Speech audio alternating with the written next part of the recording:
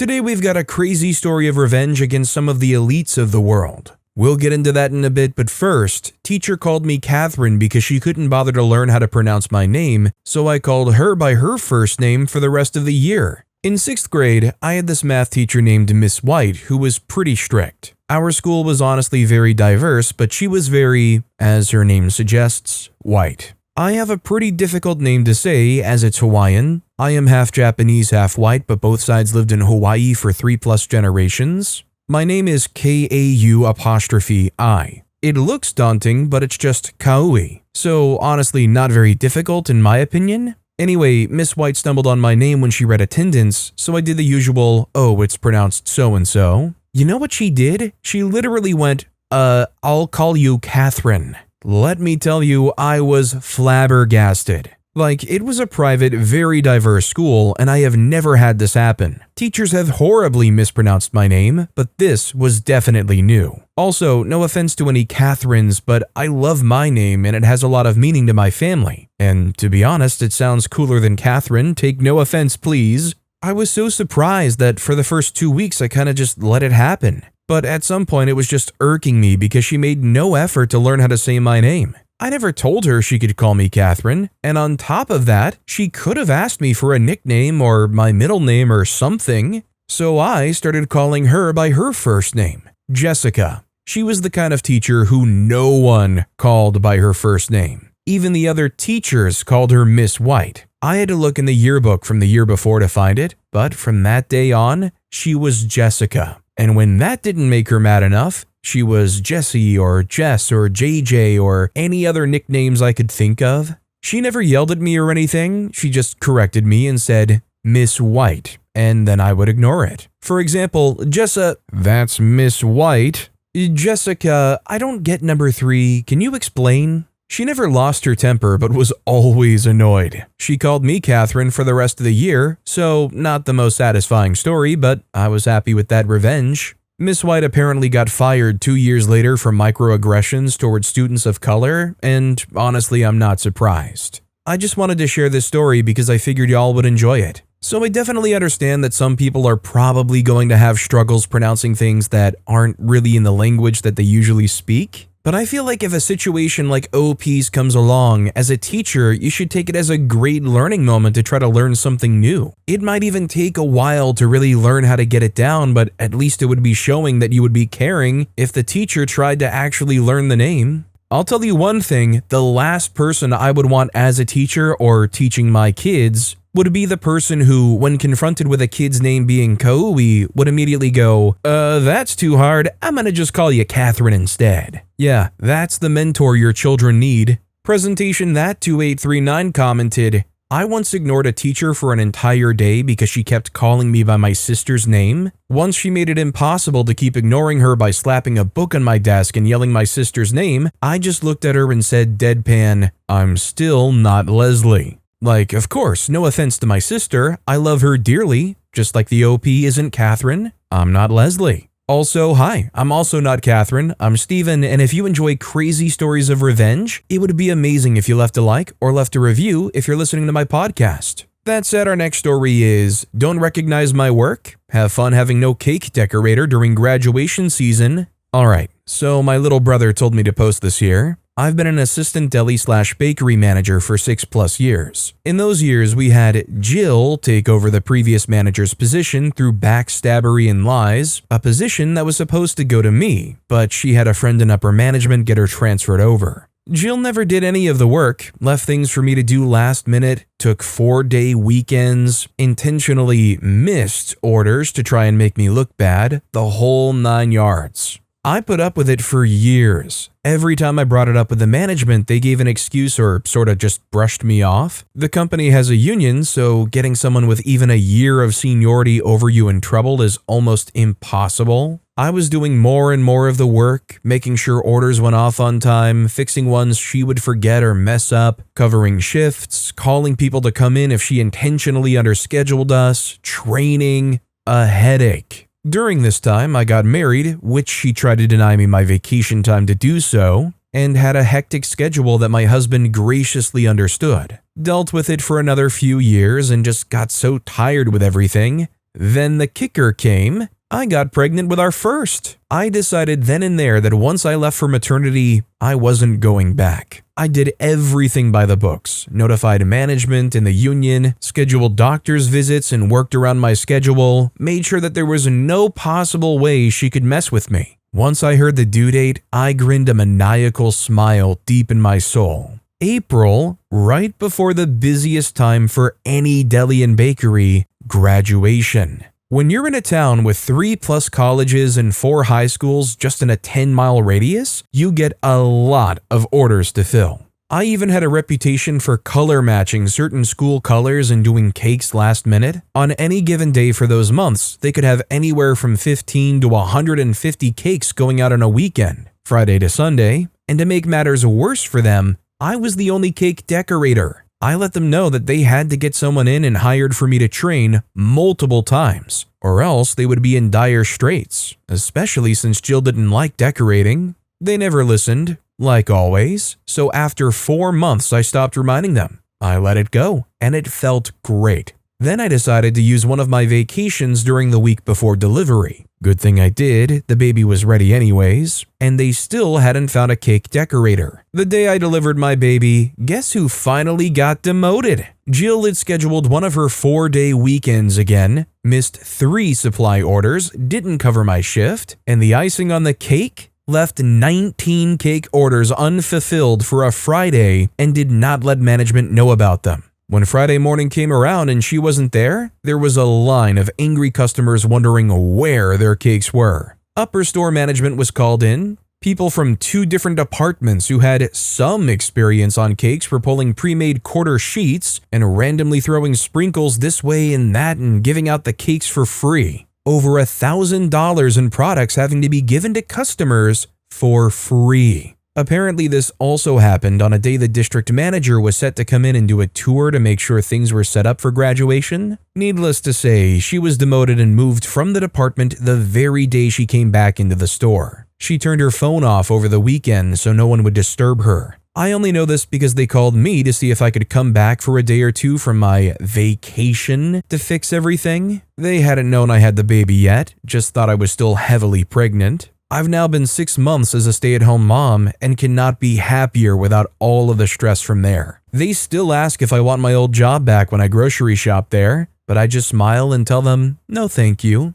Although I do miss some of my coworkers. Now I get to raise an amazing little boy and bake cakes for the fun of it now. Update. Wow, I was not expecting any of this really. Thank you for the validation. Here's a few things to clear some things up for everyone. 1. Jill got demoted. She's now a produce clerk and is not allowed anywhere near the bakery deli and took a massive pay cut. 2. It did not cripple the whole store. It just made a department almost a living nightmare for management for the weekend. They now have their retired cake decorator in on weekends to do cakes until they can find someone else. 3. I had to take that unplanned vacation 2 weeks before my due date due to stress from the job that contributed to gestational hypertension. Baby came out alert and happy. Heart rate got to 164/98 though. 4. Do I in no way, shape, or form blame the union or upper management for any of it? When 2 people are constantly issuing complaints to HR, the truth gets muddied. It didn't help that the store went through 6 store managers while I was there, and the union did what they could, especially when it came to her trying to mess with my vacations, paid holidays, and days off, especially my wedding. 5. Doormat? No, I called her out on things all the time, which is why she was out to get me at any chance. I even had my staff stand up for me when I wasn't there, and she's trying to take credit for things I did. Paper trails were made, and I followed procedures for reporting things to the letter. 6. Did I intentionally leave innocent bystanders to have no cake? No, I warned management. They dragged their feet. I warned my customers. They chose to still go there. I did more than my fair share. Thank you all very much. See, the real problem is the manager got way too used to just being an utter disaster regardless that they didn't think to cover themselves when OP just wasn't going to be around. Like they got too comfortable at doing nothing in their job and letting it all plinko down to OP that they just straight up gave up even when OP wasn't around. Also, I guess this is another example of why unions aren't always a beneficial thing, or maybe it would be like a beaming advertisement for a union. I mean, you look at this and you're like, well, that lady certainly was protected.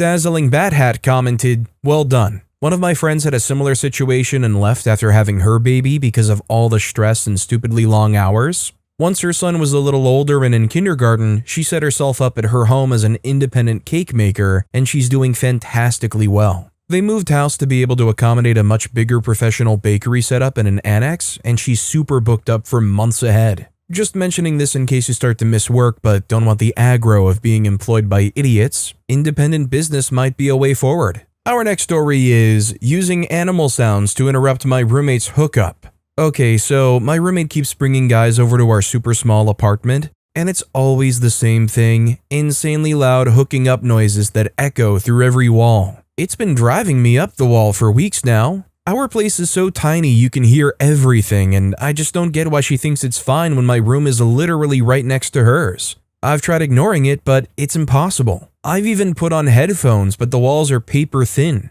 It's awkward and annoying, especially when I'm just trying to chill or study. Last night, I had a couple of friends over, and of course, she starts up again, loud as ever. We're all sitting in the living room, super uncomfortable, trying to act like we don't hear it. Finally, we just couldn't take it anymore. In a dumb, impulsive moment, we started making these ridiculous animal noises, like howling like dogs, screeching like birds, just being total idiots. It was so stupid, but we were so fed up. The noises from her room stopped instantly. Now I'm cringing so hard I feel embarrassed for acting like that, especially with my friends there egging me on. It was kind of a petty move and I probably should have just let it go or talked to her directly. We haven't spoken since that night and things are already weird between us. I'm overthinking it now, wondering if I was too harsh or if she deserved it for being so inconsiderate. I know this isn't AITA, but I don't see how OP could be the jerk here for putting up with these hooking up sounds for so long.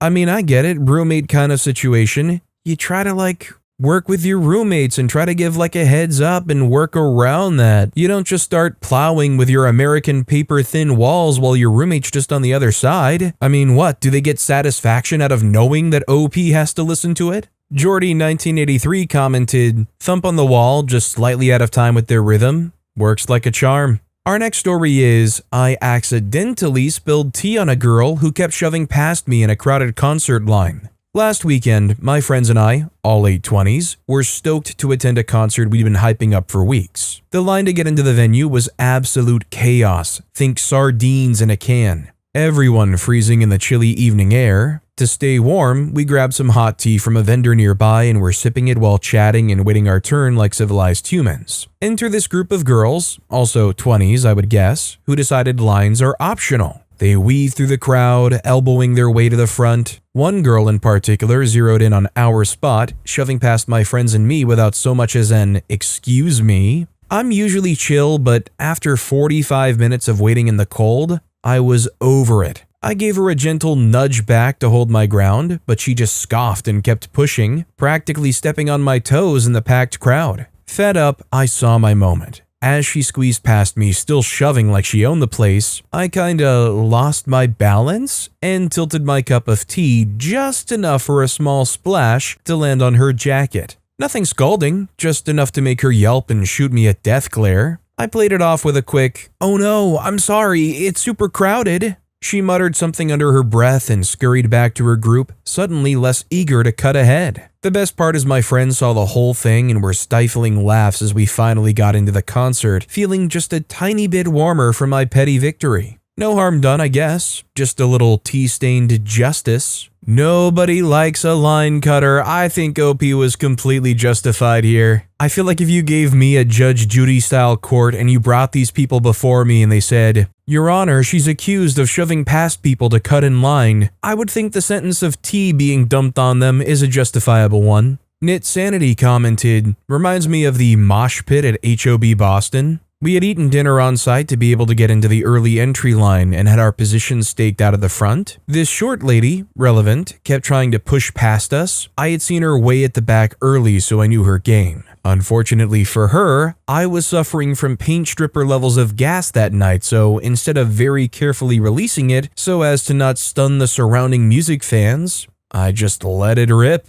I heard her gasp. She didn't move and kept pushing, so I did it again. I am a tall lass, so it was much closer to her face than mine. She got the message after 3 emissions and moved away, so I went back to my careful disbursement. Not my proudest moment. Our next story is Girl with Perv at a Bus Stop. I was 19 and living on my own, but I couldn't afford a car, so I used public transportation, which was fine, but it meant having to transfer buses at the Nicollet Mall in Minneapolis. Only buses are allowed on this mall road and could be a bit sketchy and scary at night. One night, I'd left my mom after sitting with her at the hospital until it was pretty late. Obviously, I had to take a bus to get home, which meant transferring at the mall. It was dead of night, so I was grateful to see the area appear to be empty as I entered the lit-up pixie glass bus shelter to wait for my bus home. I kept alert of my surroundings, and it wasn't long before a man came striding down the mall. He walked tall and with purpose, so my heart was pounding with fear as he approached the glass window. Suddenly, he whips his long coat open and exposed himself to me. I was scared to death, which for some reason made me giggle, so I glanced up at the man's face mid-laugh, said, "Yep, that looks like a you-know-what, only smaller." He yanked his coat shut, hunched over, and actually ran away. I guess I didn't give him the fear reaction he was looking for. I mean, as much as it's nice to argue that maybe OP did get one up here, the guy was an utter sicko and got away with it. You know, I would have loved nothing more than an extra update at the end of this post that said, "Oh yeah, I reported them and they caught him on camera and he's arrested," or something. No, just hoping that they were humiliated and therefore defeated in that exchange. You know, it's unfortunate to really easily hate humanity sometimes. Hungry Ad 7627 commented, "I've luckily never had this happen to me, but for some reason I have. Maybe you should see a doctor," stuck as my go-to response. Sweater Undulations replied, "I would add, they have a cream for that." Our next story is, the elite got a taste of their own medicine. Back in 2018, I married my now ex-husband. He came from money and grew up in the upper class. He never lacked anything. I'm the complete opposite. Grew up extremely poor and learned very early on that you have to work hard and have your own back. We met at his uncle's restaurant where I was a server. He came in one day to eat. I was his server. He asked for my number and we hit it off. Or so I thought. After we got married, his true colors were quick to follow. A complete narcissist, actually diagnosed. This story takes place when I meet his sister and her boyfriend for the first time. We pick them up from the airport, and as he introduces us, she eagerly says, "Oh my god, she's totally Jordan's." Her boyfriend agrees and my husband chuckles. I'm like, "What is Jordan's?" And my husband tells me that it means I have great style. I thank her for the compliment and think nothing of it. Throughout their visit, they start calling me Jordan's and I accept it as a cute nickname. Like, great, they like me. That was until one night we all decided to get drunk. We popped open some wine, and as we drank more and more, they started commenting on how crappy and cheap my wine was. I kind of shook it off as they decided to play stupid drinking games. Truth or Dare was one of them. My husband's sister dared him to tell me what Jordan's was. They're all laughing like chickens and totally drunk. He says, "Jordan's is the name we give homeless people who have swag." I'm completely dumbfounded as they all burst out into more laughter. I wasn't as drunk as everyone else and just sat there trying not to cry. Fast forward to the next day, I asked my hungover husband what the heck was their problem. He had completely forgotten the fact that he had told me. He started saying, "It's just a joke, don't take it seriously." I didn't let it go and kept pressing the matter. He finally told me, "I may have told them about your upbringing and how you're not like us,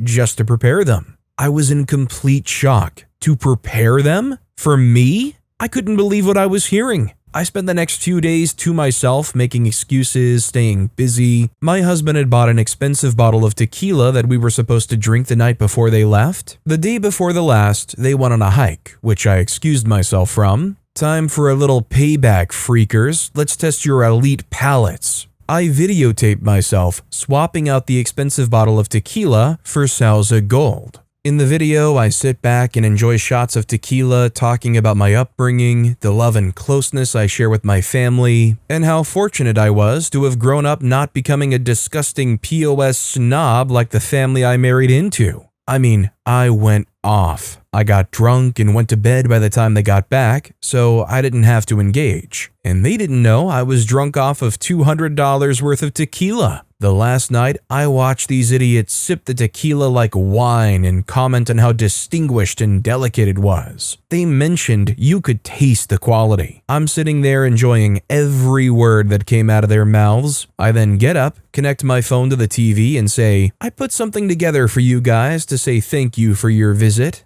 I hit play and watch as they started to understand what just happened and what they were drinking. Satisfied, I start gathering shot glasses off the table while the echo of total silence hit the walls. They said nothing to me. I went to bed only to have my husband wake me up in outrage, telling me his sister was crying because I humiliated them.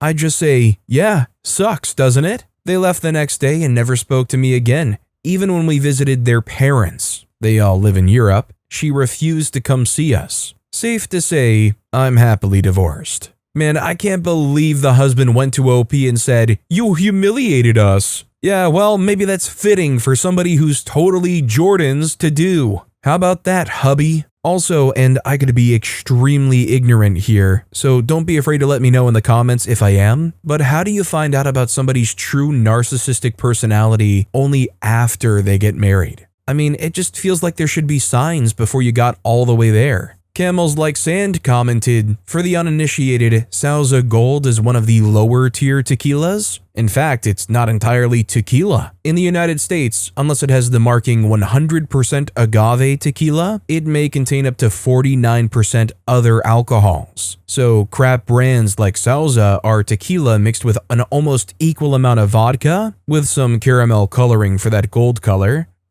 that's supposed to come from aging in oak barrels. There's no aging at all in SG. FYI, the Reposado designation means that it's been aged from 4 to 12 months. Añejo means it's been aged at least 12 months. Our next story is, cut me off to get to the gas station? Here's an Uno reverse card for you. A couple of hours ago, I was waiting in heavy-ish traffic to turn into the gas station. It was one of those enter from either side gas stations you find at the front of parking lots of grocery stores here in Texas. I was in the right/turning lane, waiting to do so. As the truck in front of me pulled forward, a silver SUV shot in front of me, making me slam on my brakes. After forcing their way into my lane, they turned right into the entrance, which was already a bit backed up from people going to the grocery store. I blasted my horn, only to see the driver give me one of those "what's up" hand motions from his cab. Traffic ahead of me was moving quickly, so I decided to drive the 100 feet to the next entrance. I made the entrance easily and spun around towards the gas pumps. Creeping forward, looking for an empty pump, a motorcycle pulled away and shot out. I quickly pulled into that spot, only to come face to face with Mr. What's Up.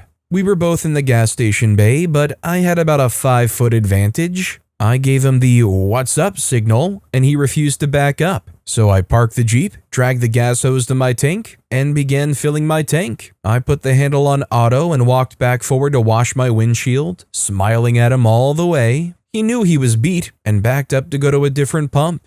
His girl in the passenger seat wasn't so nice, angrily waving her hands and silently snapping at me, finishing up with a middle finger. I responded with a thumbs down. I wanted to slowly pass by them as I left, but he gassed up and left pretty dang quick. It's a shame that they managed to somehow get in and out of there pretty dang quick after that, so OP couldn't have like the final finishing touch on their revenge. But like, can we agree life is too short to be like so hung up over a gas pump? Like, I get it, it is frustrating as heck in the moment, especially like when it's a parking spot that somebody else swooped in and took from you. But I've seen one too many videos of confrontations revolving around cars, driving, road rage, etc. gone bad, that at this point, the thing that just revolves around in my head is, it's just not worth it. Mind Your Mouth commented, I love that you responded to a middle finger with a thumbs down, like getting a frowny face sticker. The Anna Amazonian replied, I like to smile and blow kisses in response.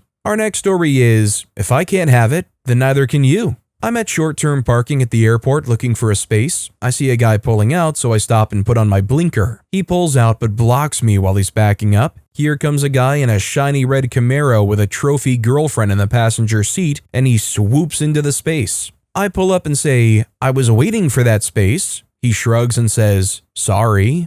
I say, well, if you're sorry, you can leave and give me the space I was clearly waiting for. He rolls up his window and ignores me, so I go off and park elsewhere on the floor. Then I walk back towards his car with my keys in my hand. Now, at this point, I'd never keyed a car before, and his car was really nice, and you have to tick me off worse than that for me to cause property damage. Still, I was going to do something. Maybe leave a nasty note? I don't know. I get to his car, and he's still inside talking to the girlfriend. And then I have my inspiration. I put on a sweet smile on my face because he looks like a macho type who thinks women are inferior, and I knock on the window. He lowers it, looking annoyed. I say, you really have a gorgeous car. He still looks annoyed, but thanks me and is about to put his window back up when I say, but wait, there's something I want you to think about while you're in the airport. He looks confused. I say, I know where your car is parked, and you don't know where my car is parked. Then I walk away. Girlfriend yells, jerk. He pulls out of the space and drives away.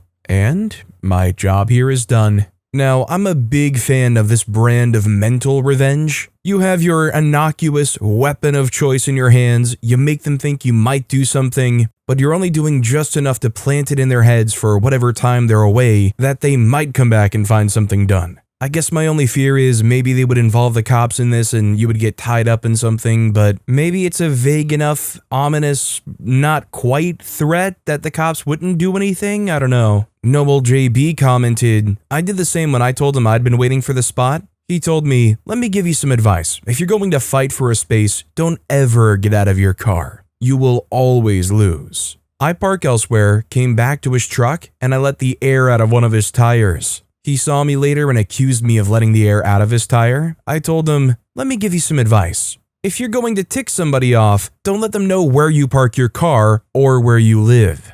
I walked away. I found out he did not have a spare. Our next story is, my manager wanted no phones until she needed mine. A new policy was implemented at my workplace where no personal phones would be allowed during work hours, on silent and out of sight, and I made sure to follow the rules. Turned off my phone, locked it in my locker before every shift, and went about my day. And this continued until a few days later, my manager pulled me aside, annoyed as freak, and asked me why I didn't answer her call. She said she needed to check something urgently with me. I just told her I was following the phone policy. My phone had been away like we were told. She didn't like that response, tried to say that I should have used judgment, and answered if it was from her. But I wasn't about to get written off for breaking a policy she just finished enforcing. Funny thing is, after that, the no phones policy suddenly got very quiet. No more lectures, no more reminders. Pretty sure I wasn't the only one who let a few of her calls go to voicemail that week. This is one of those screw it if you did, screw it if you didn't type situations. They said no personal phones allowed during work hours, and then they get upset for you not using judgment? Like, I'm sorry, is this now a no personal phones except for when your personal discretion says you can use it kind of thing?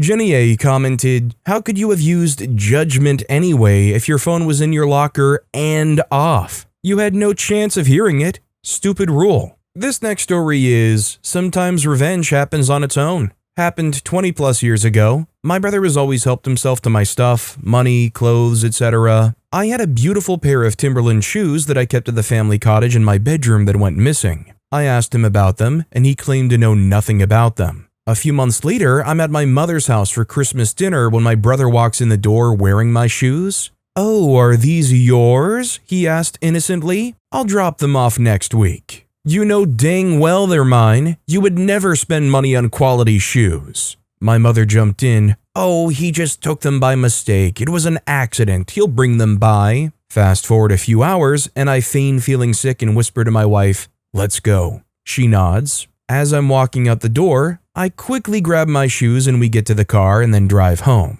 The phone is ringing, my mom is furious. He had to go home in my pink slippers. I start laughing. It's not funny, she yells. By the way, I live in Winnipeg and it was a nasty wintry night. He had to scrape the ice off the windshield of his car while wearing my slippers. I think it's hilarious, I say. I laugh even harder. Please tell me you got a picture. She hangs up on me. We have another family get-together a couple of days later. There's a fair bit of tension, except for me. I break the ice at the table by asking out loud, "So, did you remember to bring Mom's pink slippers?" If you want a little insight into how my brain works, when I hear this story, my brain immediately goes to, what kind of other footwear could the mom have lended OP's brother that would have made this story even better? Like, instead of pink fuzzy slippers, what if all OP's mom had were like high heels or something? He was rolling his ankles on the icy driveway left and right. Effective Several commented, "You totally should have said, 'Oh, I guess I must have grabbed them by mistake, just like my brother did.'"